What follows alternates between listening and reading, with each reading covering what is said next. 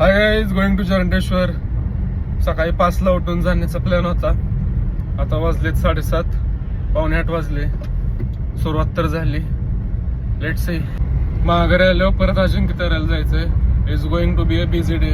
लोक साताऱ्यातल्या रस्त्यांना नावं ठेवतात, पण हे देखो पुरा कॉन्क्रीट रोड आहे.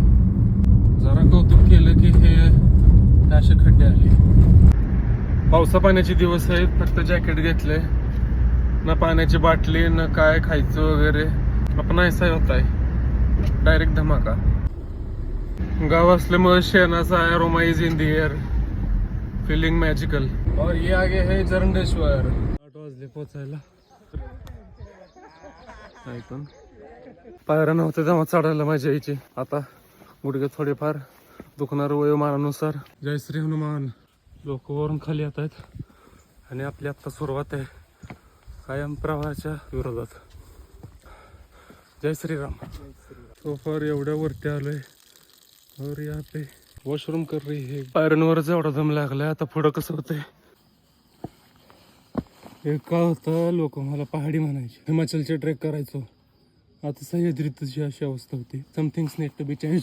भाई साहब 5 मिनिट रह गए आणि जॅकेट कशाला घातलंय, ना पाऊस ना काय. लय गरम व्हायला लागले. हम जीत गए शायद से. मंजिल भी पास है. जय श्री हनुमान.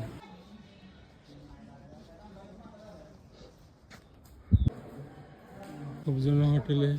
काय काय साइज देखो कितनी बड़ी है.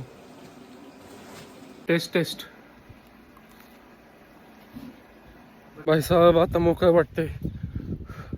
1 तास लागला वरती चढायला. ब्लॉक करत होतो त्याच्यामुळं, नाहीतर मी 15 मिनिटात करतो. वाह क्या सीन है. म्हटल्याप्रमाणे घेऊन आलो का नाही अजिंक्य ताऱ्यावरती.